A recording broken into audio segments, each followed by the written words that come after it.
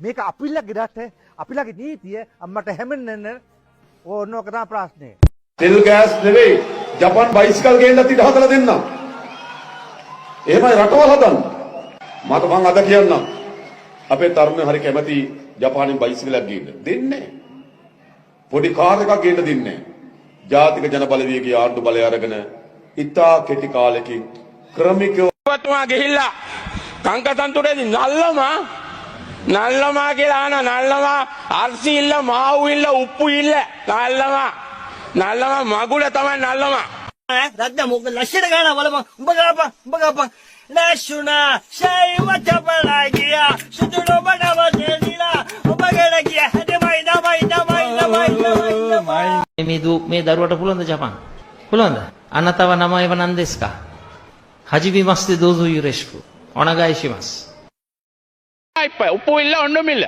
දැන් මොනවත් නැහැ. ඒක නිසා ලුණු දෙන්න බැරි නම් බෑ කියන එක පිළිගන්න. මේ ඉතිහාසයේ ඉඳන් සුද්ධ ගහන වෙලාවේ උඩරට ඌව වෙල්ලස්ස අල්ලන වෙලාවේ දකුණේ මිනිස්සු ගියේ උඩට ලුණු අරගෙන. සමහර ළමයි ලියන ගම බල්ලා පැනලා වටෙත් බලලා මන් දිහාද බලන්න.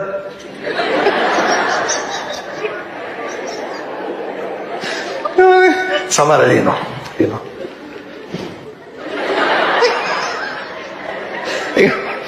සියල්ල කෙරියවක තියෙනවා. ලියන ගම මගුල ඉවර වෙන්නේවත් නැහැ.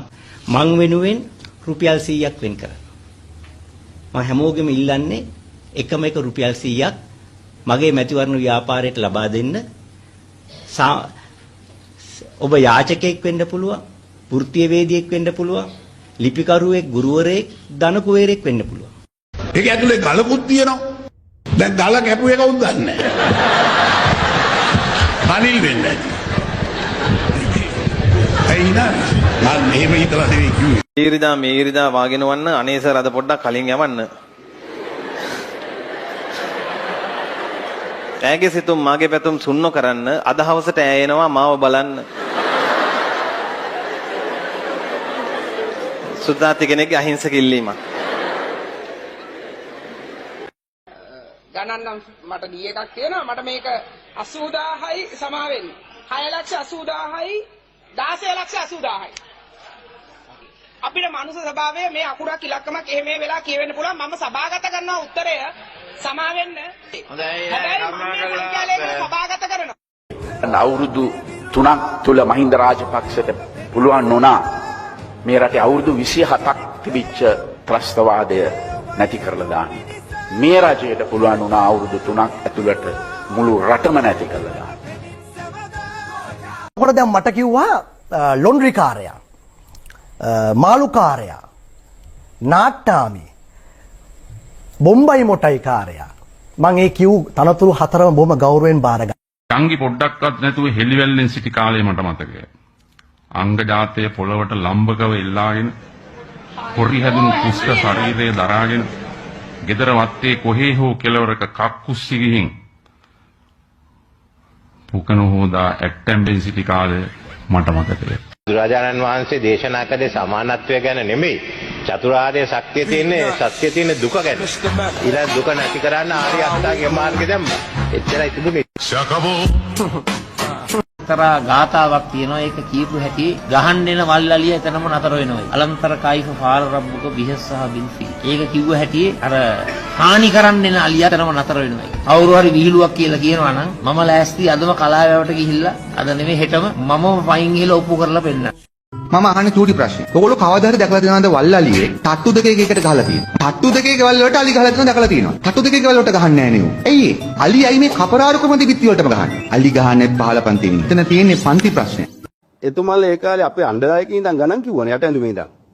මට ඒ දණ්ඩවැයක ඔබේ අපි එනකොට භාණ්ඩාගාරේ සංචිත ඩොලර් මිලියන 20ක් නැතුව තිබුණා.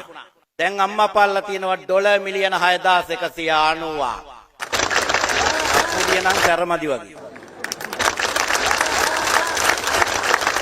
ඩොලර් මිලියන 20ක් නැති තැනක 6,190ක් ගත්තට පස්සේ නිකන් උළු කැට දෙකක් තුනක් පහළට වැටෙන ගහන්න එපා හත් පිළව වේ ගාල්ලේ අපේ අප්පුඩිය.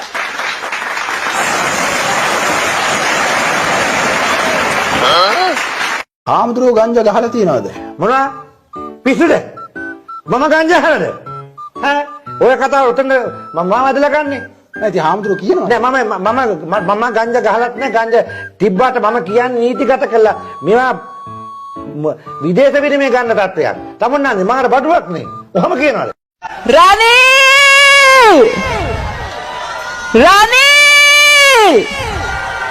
ඇයි මෙච්චර බය? You sit down, man. I brought you into politics. Shut up and sit down. ආරක් දැන් 3:30 විතර වෙනවා. මම වියදම් කරලා කිසිම දෙයකින් මගේ බබාලා දෙන්නට මගේ පුතාට 3:30යි. ඉතින් ඒ කාලේ ඉඳන් වගේ මම කිසිම දෙයක් වියදම් කරලා දෙන්නට අරගෙන දීලා නැහැ. මම ඇත්ත කියන්න ඕන නිසා මම ගිය අවුරුද්දේ කුර්තා බ්ලවුස් එකක් ගත්තා. ඊට අමතරව මමත් ඇත්තටම වියදම් කරලා දැන් මේ කොවිඩ් කාලේ ඉස්ස එක අතකින් ඒක හොඳයි. අපි ෂෙයා කරගන්නවා. ඒ කියන්නේ මට ෂෙයාරින් සිස්ටම්ස් තියෙනවා. අපේ යාළුවෝ ඉන්නවා. අපි සාරි බෙදා ගන්න. අඳින පළඳින ඇඳුම් වලට විතරක් නෙවෙයි. මගේ දුවට මගේ යාළුවෝ කිහිප දෙනෙක්ගෙන් ඒ කියන්නේ 3 දෙනෙක්ගේ බබාලාගේ ඇඳුම් ටික එනවා. ඒතර අපේ බබාගේ ඇඳුම්, ඒ කියන්නේ දුවගේ ඇඳුම් තව 4 දෙනෙක්ට විතර යනවා. පුතාගේ ඇඳුම් 3 දෙනෙක්ගෙන් ලැබෙනවා. එහා ගෙදර ඉන්නවා. ඒ ෆැමිලි එකෙන් ඒ බබාලා දෙන්නම 3 දෙනෙක් ඉන්නවා. බබාලා දෙන්නෙක් අපිට දෙන්නට වඩා වැඩිමල්. පුතයි දුවයි. ඒගොල්ලන්ගේ ඇඳුමුත් එහෙම මෙන්න. අයිතාවා මම thank you වල කතා කරේ. උඹලා මිනිස්සු අපිත් මිනිස්සු ඒ හින්දා ලයිට් ටික දෙන වෙලාව කීයද කියපන්. ලයිට් ආවේ නැද්ද මහත්මයා? ලයිට් ආවා අයියා. මොකක්ද අමරබන්දු කිව්වේ? අමරබන්දු Rupasinghe අමරබන්දු Rupasinghe. Sit down. I am talking to your member. You sit down, man. I brought you into politics. Shut up and sit down.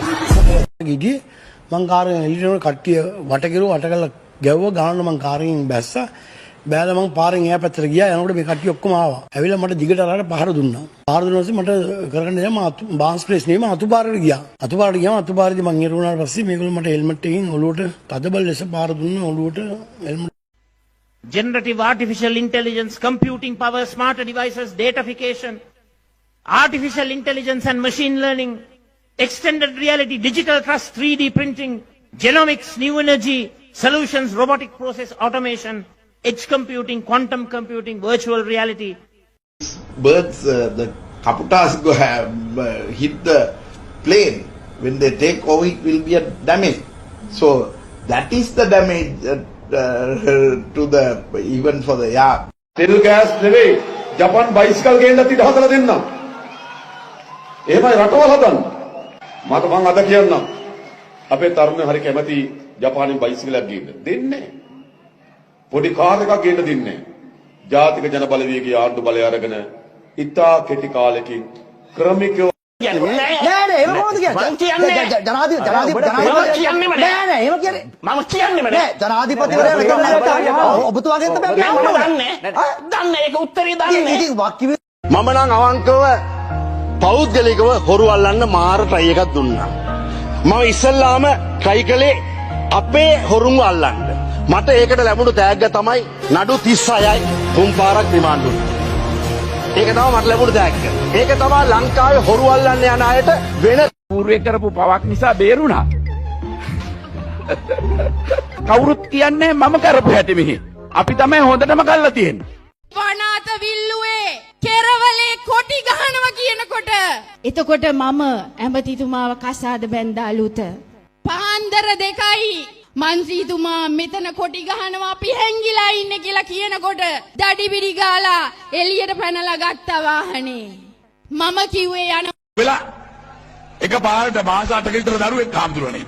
එක පාරට මට කියනවා මේ දරුවා මගේ දිහා ඇස් දෙක ලොකු කරගෙන බලන් ඉඳලා ඕම හිනාවක් ගිහිල්ලා ජය මාස 8 අම්මයි තාත්තයි කියනවා තාම මට අම්මා කිව්වෙත් නැහැ තාත්තා කිව්වෙත් නැහැ කියමු පළවෙනි වචනේ நாங்கள் எல்லோரும் ஒன்றா வாழ வேண்டாம் வேண்டும் பொட்ட அண்ணன் டாம் வேணும் டூம் வேணும் தங்கால நடந்துட்டு கியாண்டோட சகோதர சகோதரி கூட வாழ வேண்டும். අවසාන වශයෙන් දැන් ඔබතුමා කතාවක් කිව්වා සුබද අසුබද කියලා. මම අහන්න කැමතියි ගරු ජනාධිපතිතුමාගෙන් මන්ද පෝෂණයේ වැඩි වීම සුබද අසුබද? ඒක අසුබයි. ඒ නිසා තමයි අස්වැසුම ගෙනාවේ. ඒ නිසා තමයි හාල් කිලෝ 10 ගානේ මාස දෙකක් දුන්නේ. ඒ නිසා තමයි ඇමතිතුමා මේ ආහාර දෙන්න පටන් ගත්තේ. රැකියා අහිමිවීම සුබද අසුබද? වැඩියකයාව අසුබ නිසා තමයි දැන් කර්මාන්ත ශාලා පටන් ගන්න. දැන් ආයෝජන ගේන්නේ. දුප්පත්කම වැඩිවීම සුබද අසුබද? දුප්පත්කම අසුබයි. ඒකයි ලක්ෂ 20කට උරුමය අයිතිය දෙන්නේ. ඒකයි ලක්ෂ 2.5කට අපි ගයක් දෙන්නේ. තව මොනවද ඕනේ? මම තව එකක් අහනවා. මේ රටේ ආර්ථිකය කැඩිලා මිනිස්සු හාමතේ ඉන්නකොට අගමැතිකම ගන්න නැතුව බය දුවන එක සුබද අසුබද කියලා.